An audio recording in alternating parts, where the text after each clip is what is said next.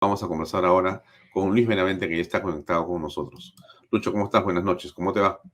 Buenas noches, Alfonso. Un gusto. Bueno, mi primera pregunta es, ¿cómo aprecias lo que está ocurriendo en el país en este momento? El presidente de la República está siendo nuevamente el centro de una controversia que tiene que ver con su tesis de magíster y también la de su esposa. Bueno, ese se suma a una serie de otras situaciones que vienen ocurriendo en nuestra patria en el campo político. ¿Cómo ves este último capítulo? Bueno, creo que hay en el Perú desde hace 9 meses, desde que comenzó el régimen del presidente Pedro Castillo, un progresivo resquebrajamiento del orden institucional, de las instituciones, de las formas de la democracia. Estamos con un partido de gobierno que realmente desprecia la democracia, es muy, muy claro, ante la negativa del Congreso, que es un organismo democrático, ¿no?, constitucional, frente a la propuesta de Asamblea Constituyente de nueva Constitución. La reacción es que van a acudir a métodos violentos. Eso quiere decir que no creen en la democracia, eso es una muestra más.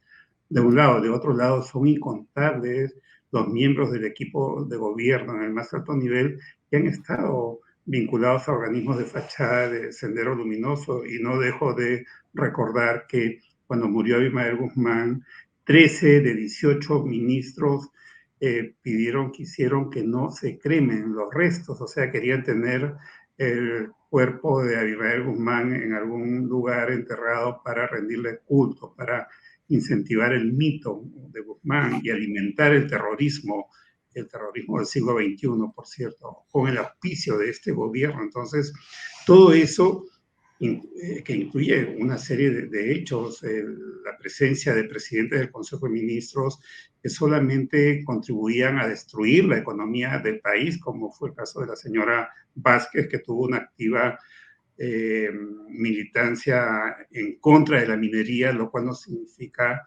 ningún apego a preservar el empleo, el trabajo directo, indirecto, las contribuciones que genera la actividad minera, etcétera, y con muchas conductas realmente cuestionables, ¿no? Como pedir que cierren 4 mineras porque estaban en una cabecera de cuenca, a la vez que alentaba el gobierno y sigue alentando la actividad de los cocaleros. Y Sí, cualquiera claro. sabe que el Y cocal es un arbusto que degrada el suelo, y también apoyando a los mineros ilegales que afectan al medio ambiente 1000 veces más que la minería formal, que tiene mecanismos de protección ambiental. Entonces, todo es un conjunto de cosas que van contra el orden institucional. Pero por otro lado, las instituciones tampoco pueden funcionar, tampoco logran resultados. El Congreso no ha logrado vacar al presidente. La Fiscalía tiene una conducta dudosa de manera permanente. Lo acaba de decir Jenny Vilcatoma con toda claridad, ¿no? Que quien denuncia el terrorismo termina investigado por terrorismo. Y a eso se suma la cereza de la torta, que es la tesis plagiada del presidente y su mujer, lo cual es gravísimo desde cualquier punto de vista. yo te preguntaría por este comentario de Vladimir Cerrón, que está en el título de Perú 21, dice, ¿será por la vía pacífica o no? Se refiere al cambio constitucional. ¿Pero qué dijo exactamente? Escuchemos el video unos segundos y por favor tu comentario. Ahí va. Cultura popular. Ahora nos dicen, estamos en una lucha constante por el tema de la constitución política. Compatriotas, nosotros reafirmamos desde que se fundó el partido, en el Perú no va a haber cambios si es que no se cambia la constitución política, ya sea por una vía pacífica o sea por una vía no pacífica, lamentablemente. ¿Qué piensas al respecto? Bueno, es una clara incitación a la violencia, lo cual entiendo está tipificado como un delito, ¿no? Por un lado. Por otro lado, es ya una invitación clara a un resquebrajamiento del orden constitucional, del orden institucional del país, prácticamente a una ruptura del Estado de Derecho, ¿no? La democracia tiene formas que evidentemente no son respetadas ni por el presidente ni por el partido de gobierno, ¿no? Esto ha generado una reacción y la reacción ha sido muy fuerte en la prensa, ¿no? Las portadas de los medios de comunicación hoy día y en los medios audiovisuales, etcétera, ha habido una reacción muy fuerte a este hecho. Nuevamente le corresponde a la prensa, así como a finales de los 90, un rol protagónico porque tiene que suplir el rol de las instituciones que no tienen capacidad de acción. Y a eso habría que sumar también, y hay que analizarlo con más detalle, yo no tengo información como para hacer mi juicio completo, pero entiendo que sin mayor debate se ha designado a los nuevos miembros del Tribunal Constitucional, hecho que es complicadísimo. Recordemos que justo en esa circunstancia fue que el expresidente Vizcarra dio un golpe de Estado cuando se estaba Claro, designando. pero esta votación más bien es sorprendente porque ha tenido entre 90 y 102 votos por cada uno de los tribunos. O sea, no ha sido ni siquiera 87, ha sido bastante más de eso mínimo requerido. Ha habido un consenso. Ha habido bastante acuerdo. Yo creo que hay que revisar un poco más quiénes son esos miembros para poder formarnos un juicio, ¿no? Recordemos que en el Congreso están los niños y está una serie de personajes que negocian sus votos. Esperemos que las cosas vayan para bien con el Tribunal Constitucional, ¿no? Que también le corresponde un rol fundamental en esta etapa, más que en cualquier etapa regular cuando la democracia está amenazada por el partido de gobierno. No, no, pero yo iba al sentido de que, digamos, es indiscutible que esto ha sido un procedimiento que es el correcto, porque se han publicado durante meses los currículums, se han evaluado durante meses. El asunto está en que, claro, con la cantidad de escándalos de corrupción que tiene el gobierno y el Ejecutivo, la gente no ha visto lo del TC. Pero bueno, eso es otro asunto. El hecho concreto es de que han estado ahí todas las, digamos, informaciones de las hojas de vida de los tribunos durante meses, no semanas, meses. Y eso ha permitido que esta vez no haya ninguna objeción prácticamente de nadie, salvo de un grupo de, digamos, medios que, en fin, dicen que no, justamente no se ha debatido. Pero ¿qué vas a debatir si lo estás viendo durante meses los currículums y qué vas a debatir sobre candidatos? Más bien, ¿votas o no votas? Porque eso es lo que hace el Congreso, votar o no votar. En todo caso, ellos mismos en la mañana, para cerrar el tema si quieres, ellos mismos, o sea, la Junta de Portavoces decidió mayoritariamente el procedimiento de la votación del día de hoy. Y ellos dijeron que no había debate y han ido a la votación. Entonces, digamos que ha sido todo por mayoría, y en el caso de las elecciones, digo, de 90 votos el mínimo que ha tenido uno de ellos, hasta 102 o 105 uno de ellos. Creo que ha sido una jornada, me parece que bastante buena. Habrá que ver cómo se desempeñan, como tú dices. Sí. Vamos a esperar los primeras conductas, los primeros resultados. Y claro, al Tribunal Constitucional, repito, le corresponde un rol excepcionalmente particular, que ya lo tiene, ya es justamente el que debe garantizar, interpretar y garantizar el funcionamiento, el cumplimiento de la Constitución, ¿no? Pero en un momento en que el orden democrático está amenazado por el partido de gobierno y por la fuerza que puede tener y con todos los artilugios que estamos viendo, con todas las irregularidades, entonces le va a tocar un rol muy, muy importante. Entonces sí, yo creo que hay una expectativa en ese momento y vamos a esperar las primeras conductas de los nuevos miembros del Tribunal Constitucional. Sí, a mí por lo menos me deja una buena sensación hasta este momento el hecho de que una gran cantidad de voceros oficiosos del caviaraje nacional han denostado contra esta elección en los últimos minutos y horas. Y eso ya de por sí me deja tranquilo sobre la elección de los tribunos. Pero habrá que ver, como tú dices bien, y coincido contigo, estimado Lucho, en que lo que importa de un tribuno no es el currículum, lo que importa son sus votaciones, porque de eso se trata. ¿Cómo van a votar? ¿Cuáles son sus argumentos para votar? Ese es el tema central, pero ha habido consenso, eso es lo importante. Ahora, te preguntaría sobre el tema del presidente de la República, porque, bueno, es un poco ocioso, según algunas personas, hablar del tema de las encuestas, pero de todas maneras a mí me parece central preguntártelo. ¿Qué está ocurriendo con el tema de la popularidad del presidente, de la aprobación de su gestión? Y eso, ¿cómo puede impactar dentro de este proceso político en el que estamos inmersos ahora? ¿Cómo lo aprecias tú? Creo que es parte de un proceso de autodestrucción política de parte del gobierno. Todo gobierno, más aún en una etapa inicial, aún en un país presidencialista donde no hay un parlamentarismo que te requiera hacer una mayoría en el Congreso para poder hacer gobierno al estilo europeo, requiere ganar aliados, requiere un respaldo político. Y este gobierno lo ha ido perdiendo de una manera asombrosa. Parte de ese respaldo político, ese respaldo social. Las encuestas no son las encuestas, son el respaldo social que representa. Y para un proceso de reformas o un proceso supuestamente revolucionario como el que quiere Perú Libre, requiere un respaldo social y cada vez tiene menos apoyo popular. Pero eso se suma también a otros respaldos políticos que ha ido perdiendo y que va a perder este gobierno.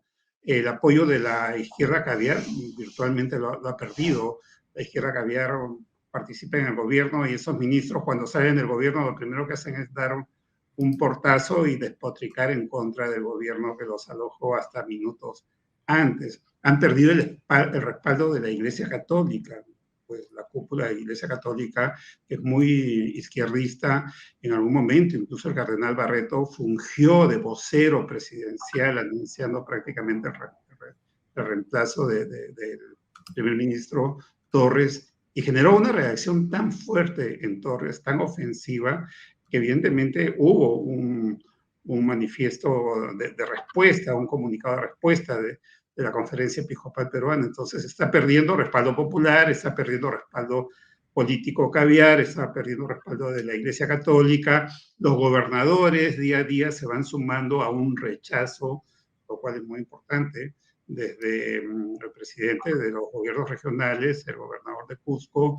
y otros gobernadores como el de Apurímac, que el día de ayer ha manifestado su malestar por el tema de las bambas, que en vez de ser resuelto por el gobierno es alentado por el gobierno. Entonces es un presidente que va jugando solitario, se va a quedar solo, ¿no? Ahora solo tiene Perú Libre, un partido con mucha proximidad a ideas de terrorismo, muy cuestionado, por cierto, un partido que no cree en la democracia, un partido autoritario, marxista, leninista, neo-estalinista, etcétera, ¿no? Creo que la pérdida de las encuestas es parte de ese proceso de aislamiento político.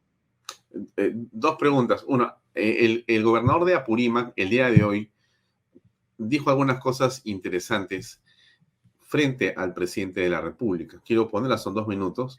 Y después quiero preguntarte, para terminar, estimado Lucho Benavente, ¿qué opinas de lo que tú has señalado como contexto en relación a la popularidad del presidente y del gobierno? Yo te pregunto a ti, ¿cómo crees que eso puede influir en la campaña electoral que todavía no comienza, pero que está a puertas de arrancar? Porque es en octubre la elección. Entonces, el gobierno tiene, digamos, candidatos oficialistas u oficiosos, pero en todo caso, en todo el Perú. Entonces, esta desaprobación puede, digamos, terminar por traer abajo a Perú Libre y sus aliados, o no va a pasar nada. Pero pongo lo del gobernador de Apurímac, porque de hecho es importante también para la conversación que voy a tener después con Carlos Valles. Lo voy a compartir para que lo escuchemos un segundo, por favor. ¿Es posible que el premier se esté burlando del pueblo de Cotabambas? Hoy día se ha comprometido a estar en Pumamarca y no ha ido, señor. Ha ido solamente el viceministro de la PSM. No es posible, presidente. Cuando en Cusco hacen un paro, va ministro, va viceministros, va el premier, hasta van la gente que le echa flores. En Cusco ustedes firman, presidente, con sus ministros actas comprometiendo los intereses de Apurímac. Y hoy día se burlan de Apurímac, de los hermanos de Fuerabamba, de Huancubiri. Ellos, hermanos, están protestando. Ha paralizado las bambas, señor presidente. Ordena a su premier que tenga la valentía de ir allá a Cotabambas y poder sentarse en la mesa y dar solución integral al proyecto que tenemos en las bambas. Presidente, cada día que pasa, Apurímac pierde 3 millones de soles. Paralizamos obras, no hay trabajo, hay desempleo, presidente. Así como tratan a Cusco, también de esa misma manera traten a Apurímac, presidente. Somos un país unitario. No podemos marginar a Cotabambas, Apurímac, presidente. que el Premier se ponga los pantalones y vaya allá a Cotabambas a negociar con los hermanos de Huancubiro y Fuerabamba, Chila. Señor presidente, espero yo que esta semana se dialogue en Cotabambas y demos solución. De verdad, nosotros estamos cansados por las paralizaciones que nos hacen permanentemente en Cusco. Estamos por ello proponiendo la construcción de un corredor económico trasandino que va a beneficiar 3 provincias: Cotabambas, Antabamba y Aymaraes. El gobierno regional está haciendo expediente técnico, el perfil, con licencia social también de 27 comunidades. Esperemos que el Ministerio de Transporte y Comunicaciones financie también, son 250 millones. Presidente, para las Bambas, para Purímac, para el país, porque no reciben las regalías, no recibe el país también el canon, el impuesto a la renta. Presidente, no espantemos la inversión minera, porque es una fuente de financiamiento. Estamos, presidente, en estos momentos en la caída económica en el país. Paremos, presidente. Sube el balón de gas, sube los alimentos, sube el combustible. Sé que hay factores externos, presidente, la guerra que viene en Ucrania. Pero, presidente, es importante entender su prioridad política en su agenda, el día a día. El pueblo merece la atención también, presidente. No quiero cansarlo, presidente, pero sí desearle su buena estadía aquí en Andahuaylas, la tierra de los aguerridos chancas. ¡Causachu, Andahuaylas! Causacho en Andahuaylas, en la cara del presidente. Muy bien, apurimeño. ¿Qué piensas tú al respecto, mi estimado Lucho Benavente? Claro, es que ahí está, digamos, la otra parte de lo que habíamos estado hablando respecto a las actividades, actitudes, conductas antidemocráticas, al caos institucional, etcétera, ¿no? La otra parte es el desempleo. A ver, el tema de la actividad minera, no solamente son los trabajadores mineros, que son muchos, es un empleo, una forma de empleo masivo, sino también todo el empleo indirecto, todo el trabajo indirecto, que en la minería es fuertísimo. Y junto con eso, las contribuciones, el canon minero, las regalías mineras, las contribuciones al gobierno central, el IGB, etcétera, ¿no? Por las exportaciones. Entonces, todo eso lo está destruyendo el gobierno de una manera consciente. El presidente ahí, cuando le escuchaba hablar al gobernador de Purímac, lo único que le faltaba era reír. Y claro, no solo es Cotabambas, es Abancay, es Andahuaylas, es toda la región Apurímac.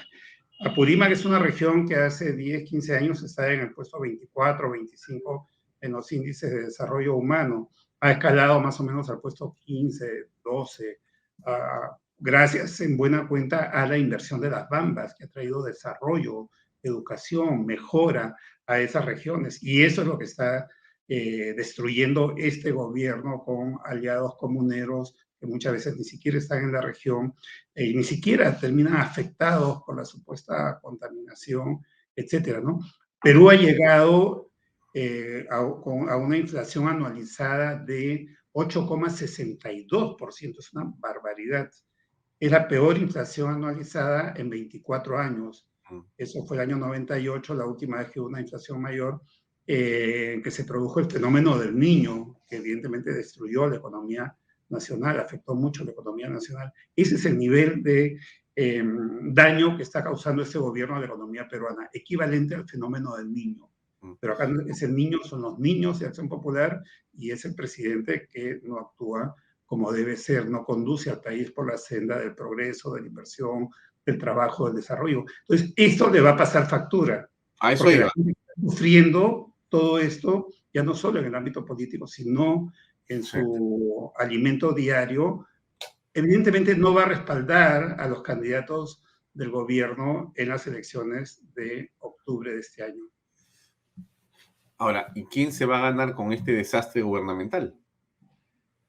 Yo creo que va a haber ganadores en las regiones, los movimientos regionales que tienen la mayoría de... O sea, no los pro-gobiernistas, no los oficialistas. No, los oficiosos, no, porque más bien en este momento yo tengo información de líderes en regiones que están usando como plataforma la respuesta al régimen para hacerse de un espacio político, social, electoral y tener mejor opción, ¿no? Yo creo que un gobierno en caída que aún en las zonas que le dieron el triunfo, donde tuvo 70, 80% de voto en la segunda vuelta, como la zona Sierra Central, la zona Sierra Sur del país, donde ahora no pasa de 25 o 30%, y otras zonas donde tiene 10, 15 o 20% de apoyo, que dan una media nacional que no pasa del 20%.